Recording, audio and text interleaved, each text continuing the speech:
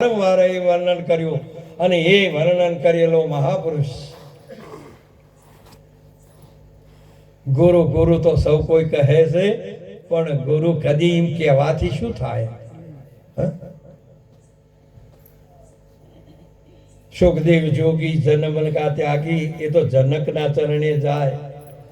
મહાપુરુષે સદગુરુના શરણમાં જાવ તો જ આ વસ્તુ થઈ અને વિદેહી સ્વરૂપની પ્રાપ્તિ થઈ. માટે આપે આજે અમારે મહારાજ શ્રીએ જે ભગવાને ગીતામાં કહ્યું હતું ને, આ પ્રગટ આ સંતો છે ને એ વિદેહી સ્વરૂપ છે. આ બધી સભા જ વિદેહીની છે.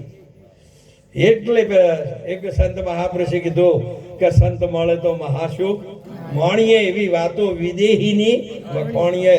આ ભલા મનમુખી માયામુખી જે દેહવાળોની કોઈ દાડો વાત નહીં, એમને સ્વીકારી નહીં.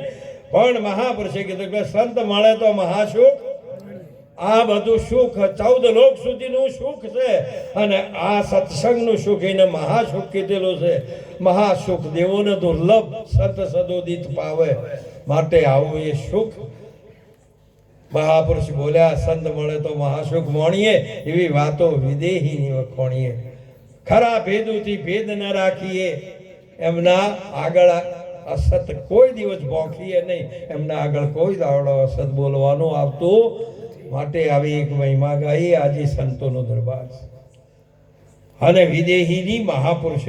જ્યારે એક વખત રામાયણનો પ્રસંગ છે કે જ્યારે માતા સીતાજી ધનુષ લઈને ફરતો હતો, એટલે મહારાજા જનકે કીધું કે આ શિવજીએ ધનુષ આપેલું છે દુષ્ટોના નાશના અર્થે, પણ આ દીકરીએ ઘોડો લકડાની જો હોટી ઓહડાની લઈને ફરે તો આના માટે પતિ કેવો જોશે?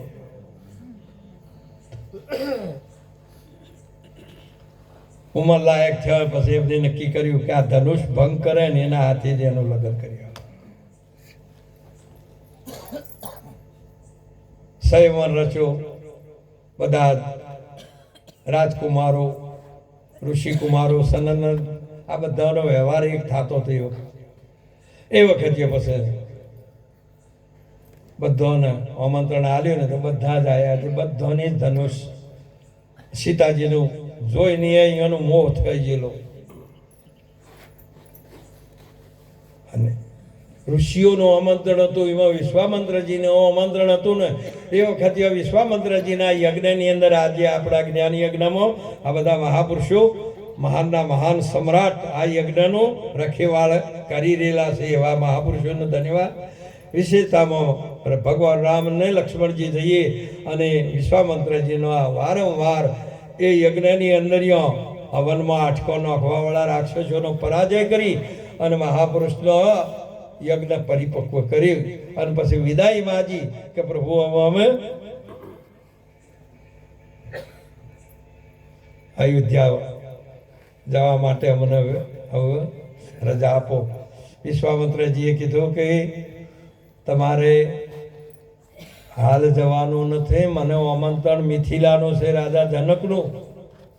એટલે તમે મારા હાથી હેડો અને જનકપુરના વાસીઓને તમે દર્શન આપી અને કૃતાર્થ એમને મહાન પવિત્ર થાય માટે તમે ત્યાં મારા હાથી હેડો.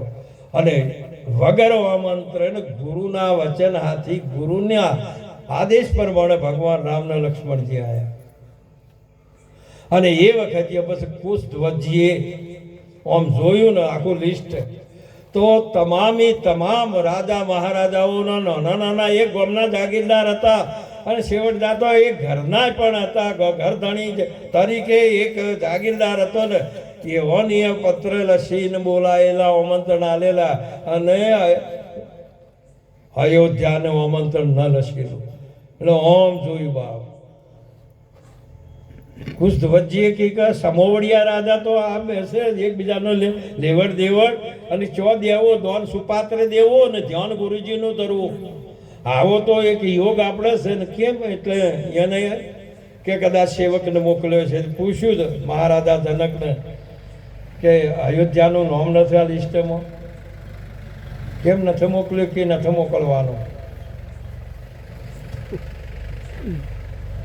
ના મોકલી મહાપુરુષ. એનો ઇતિહાસ પાછો જુદો છે.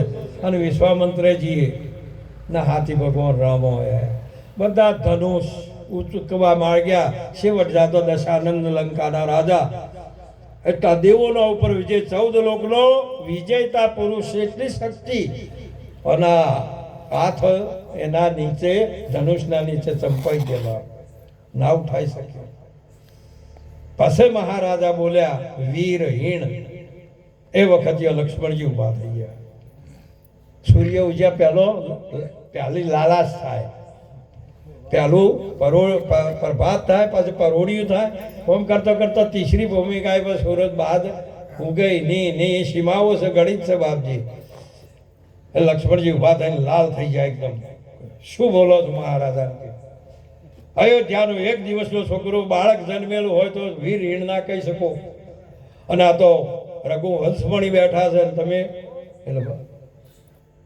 ભગવાને રામે હાથે જાને બેસી જાય કે આપણે ગુરુના વાત એમ કે આદેશ પ્રમાણે આવ્યા છો આપણે વગર આમંત્રણ ના છો એટલે માઇક ઉપર ઉભા ના થવરાય આપણે તો ગુરુ કેમ કરાય આપણે તો ચો આપણે આમંત્રણ આલેલું આ તો ઘણા આઈ પકડી લીધે કીધું તો અમારે બોલવું છે એટલે બોલશો વગર આમંત્રણ વાળા ઉભો ના થવરાય ગુરુના આદેશ પ્રમાણે પછી વિશ્વામિત્રજી આવીને કીધું હે રામજી ઊભા થાવ આ મહારાજા વિચાર સાગરમાં ડૂબી રહ્યો છે એને ઉગારી લ્યો એમ ના કીધું કે તમારે સીતાને કહેવાને માટે તમે ધનુષ ભંગ કરી અને એને ઓર્ડર કર્યો ધનુષ ચડાવવાનું જ હતું આમાં હાથમાં લઈને એટલે આ દેહને તમે તમારાથી જુદો પાડી શકો જેમ મેણને તલવાર જુદી કરી શકો તો તમે સુરવીર ધનુષ એટલે શું આ દેહ એ ધનુષ છે આ બધા શિવ ધનુષ છે અને આમ કરીને જ્યારે જુદો કરી શકે તો પણ વિશ્વામિત્રજી ગુરુજીએ આદેશ કર્યો કે એના ટુકડા કરી નાખો કે આ તમો ગુણનું પતિત કોઈના શિર ઉપર ફેર ના ચડે અભિમાન ના થાય એ વખતે બસ ભગવાન રામ ઉભા થયા ને ધનુષ ભંગ કરી નાખ્યો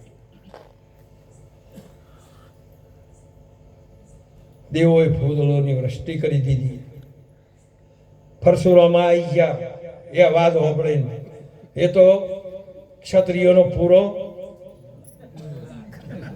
પટાઈ ન કે નામ પડ્યું ન થકે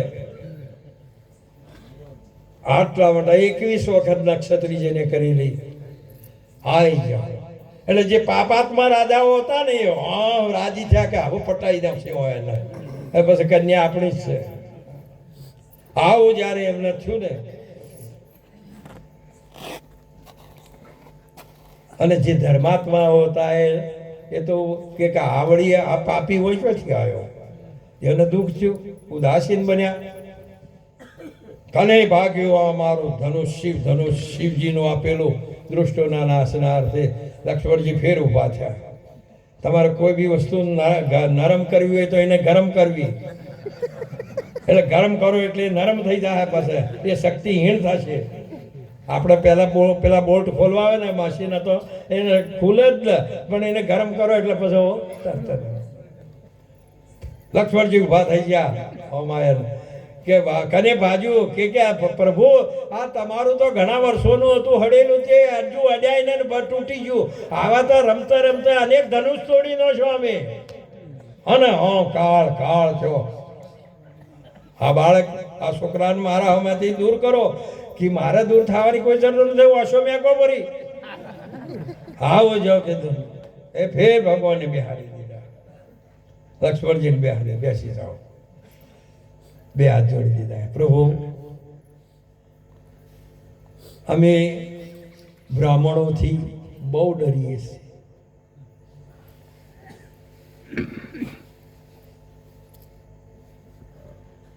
અમારો ધર્મ રક્ષણ કરવાનો છે અમે ડરીએ છીએ અમારો સાચું તમને કહેવરાય ને એટલે અમે શું કરીએ પ્રભુ આમ તો અમે હમણાં ધારીએ ને તો તમારી અસ્તિત્વ ના રાખીએ અમારો જન્મે જ દૃષ્ટિનો નાશ કરવા માટે જન્મ્યા છે બીજા માટે જન્મ્યા અધમનો નાશ કરવા માટે ધર્મનું રક્ષણ કરવા માટે પણ હે મહારાજ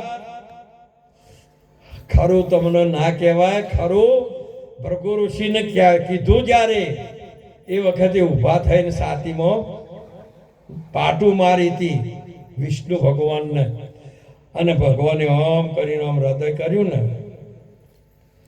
ચિહ્ન કહું 84ના, પછી મોક્ષવર્તીના માનવીને ચિહ્ન કહું સેવા, એના સેવા કરવાનો ચિહ્ન બતાવ્યો, ચિહ્ન બતાવ્યું, ચરણ બતાવ્યું. ચરણ કને કેવરાય? હવે બતાવ્યું. હોમ કરીને આમ જોયું ને, પરશુરામની ફરસી હેઠી પડી કે આ તો નારાયણનો અવતાર છે. અને એ વખતે બધી હે પ્રભુ આપની મહામાયા એવી મને અવળા રવાડે ચડાવી દીધી. મૂળ માર્ગ ભૂલી ગયો, જેના માટે અવતાર લીધો તો ન કરવાનો. હવે મને અભેદ ભક્તિ આપો, સંતોનો સંગ આપો, અને એવી મને નંદનવન આપો કે અહીં આપની ભક્તિ હું કરી શકું. જેને માજી અને પછી અયોધ્યામાંથી જોન તોડાઈ અને જોનનો વળોમણો કર્યો ને તે દિવસ મહારાજા ધને કેટલા રડ્યા, એવા રડ્યા. દીકરીનો વિદાય સમારંભ વખત્યો જનક એટલા બધા રોયા. એટલે બધા ઋષિઓ આ બધા બેઠા એ હાલ વર્તમાનના ઋષિઓ છે. એવું ના સમજી લેતા કે હાર્યા આજકાલના પુરુષો છે અને હાર્યા ભક્તો છે. હાલ વર્તમાનના ઋષિઓ છે, પણ તમને ખબર ના પડે એમાં અમે શું કરશું? એક પણ કોઈ ના હોમી તમે બીજી ઓગળી ના કરી શકો એવા આ મહાપુરુષો છે. અને એ વખતે પછી બધા ઋષિઓ કે દીકરી તો પારકા ઘરની થાપણ છે, અને આ કે મહારાજા આટલા સમજુ ને આટલા કેમ રડે છે? આટલો તો કોઈ કદાચ અજ્ઞાનીઓ હા મનમુખી હોય તો ના રડે, આ તો સમજુ છે. પણ કોઈ ઋષિ પૂછી ના શક્યા મહારાજાને દીકરીનો વળામણો કર્યો. એ વિધિના વિધાન એ જ્યાં એટલે રાજ્યાભિષેક કરવાવામાં બધો વનવાસ આવ્યો, અને સીતાજી સાથે લક્ષ્મણજી સાથે એમને વનકળ પહેર્યા. તપોભૂમિમાં પરમાત્મા વચનનું પાલન કરવા માટે ચાલ્યા, અને ચિત્રકૂટ ઉપર જ્યાં નહીં પોતાનો ઝૂંપડી બનાવી. વાલ્મીકજીને પૂછ્યું, વાલ્મીકી ઋષિનો, કે અમારા 14 વર્ષ નિર્વિઘ્ને જાય એવી ભૂમિકા મને બતાવો. ત્યારે એમને કીધું કે તમે ચિત્રકૂટ ઉપર જાઓ, ત્યાં જઈને તમે રહો. ચિત્રનોમાં સંસાર છે, અને આ જેનાથી જેમ દાગીનો હરણ ઉપર ઘડાય ને, પણ હરણમાં એકે દાગીનાની સાપ ના હોય એને કોટ કહેવરાય, કુટસ્થ બ્રહ્મ કહેવરાય એને. અને એ આ ચિત્રનો સંસાર, જેના ચિત્તમાં સંસાર ના હોય એવા મહાપુરુષને સાનિધ્યમાં જઈને તમે એ ભૂમિકાએ જઈને તમે રહો. એ પરમાત્મા જઈને પછી એમને સંમેલન રાખ્યું ઋષિઓનું, અને એમાં પોતાના સીતાજી ના પિતા જનકજીને પોતાના ઋષિ તરીકેનું આમંત્રણ મોકલ્યું. બીજા કોઈ ભાવમાં નહીં કે તમે વિવાય છો, કે તમે સસરા છો, તમે હાગા છો, તમે અમારા નાથભાઈ છો. અમાનો ના મોકલ્યો, ઋષિ તરીકે મોકલ્યો. અને મહારાજા ઋષિ તરીકે જ આવતા. એ ઋષિ કોટીના મહાપુરુષ હતા. એ ગીતાનો 4થો અધ્યાય બોલે. એ વખતના સમયમાં સીતાજીને એમાં ના પૂછ્યું કે બેટા ચમ છે ને શું છે ને, અઢવાણા પગે તો ફોડા પડી ગયા હતા, કમળના ફૂલ જેવો. કોઈ દાડો વાય ગરમ ના ડેલે. અને એ સીતાજી હોજ પણ ન પૂછ્યા. એને બધા ઋષિ હમણાં બધાની જેમ પૂજા કરી ને, બધા ઋષિઓની પૂજા કરી, પ્રસાદ આપ્યો.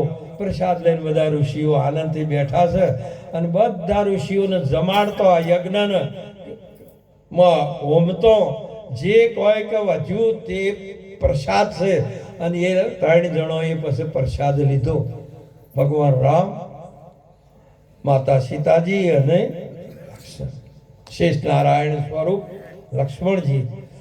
અને પ્રસાદ લઈ અને પતરાળામાં પ્રસાદ લઈ, પછી ફૂલડોય ન કન તે ઝરણું પહાડમાંથી વહેતું હતું. અમારે બાળારામ નહીં જાઓ ને એટલે ઝરણો વહેતો એટલે પાણી પીવું હોય તો આમ કરીએ, અહીંથી ઝરણું પડે એટલે પહાડમાંથી. એટલે સીતાજી હવળે હવળે હવળે પગ વગે પથ્થરો ઉપર મૂકતા મૂકતા જઈ અને આમ હાથ મળીને પછી પાણી પીને અને પાણી પીશ અને જનકજી એટલા આશા એટલા આશા એટલા આશા. ઋષિઓ બધા કે છે માં જનકજી તંદાડે વળામણા વખતીઓ જે દીકરીના વિદાય વખતીઓ રોતા હતા અને આજે પગમાં પહેરવા નથી, પાણી પીવા લોટો નથી અને તોય હશે આટલા હશે. બધા ઋષિઓ ક્ષમ થઈ ગયા. પાસે પૂછ્યું આવા મહાપુરુષે કહેતા કે બાપુ તે દિવસે આપ વિદાય સમારંભ વખત તમે રડતા હતા અને આજે આ દીકરીને પહેરવા પગમાં પાણીનો લોટો છે પોદડોમાં આજે પ્રસાદ દીધો, તમે હસવું આવ્યું. તારે પછી એ કીધું કે તે દિવસે હું રોતો હતો ને એનું એક મારે કારણ હતું. કે શું હતું? કે મારા વૈભવ કરતો દશરથજીનો વૈભવ વધારે હતો અને એ 14 ભુવનનો નાથ હતો. એટલો એ મહાન બળવાન એમના લગ્ન કર્યો એમના હાથી રોમ હાથી. હું મારો વૈભવ ખોરો હતો અને મને એ રૂંગું આવ્યું કે આ મારી દીકરી આ ઋષિ સંસ્કારોમાં મેં ઉછેરેલી છે અને એ વૈભવમાં જઈને મારા ઋષિઓના સંસ્કાર ભૂલી જશે. એ મને રડવું આવતું હતું, પણ આજે મને એ પ્રત્યક્ષ કરીને બતાવ્યું કે આ એટલા વૈભવમાં જા છતાં ઋષિઓના સંસ્કાર મારા જાળવી રાખ્યા છે અને એને પાણી આ જળ પીધું છે. આ એવો એમ આ બે મહાપુરુષો આ જ્યારે સંબંધ કરવાનો વારો હતો એટલે મેં બે મહાપુરુષે પૂછ્યું હતું, મેં કહ્યું ભાઈ તમારા યોગ ઓમ થતો હોય તો જનકજી ને દશરથજી જેવું છે ત્યાં નેહાબાનું અમારે આ પ્રણવ કુમારનું બંનેનું પછી આ બે મહાપુરુષે મેં કહ્યું માયમાં મેં કીધું મારી બેનીએ સાક્ષી મારી, બીજું શું. આજે એ આજ સંત સભાની અંદર એમને આટલું બધું વિદેશની અંદર એમનું વિદેશની યાત્રા વિદેશ ગમન કર્યું છે.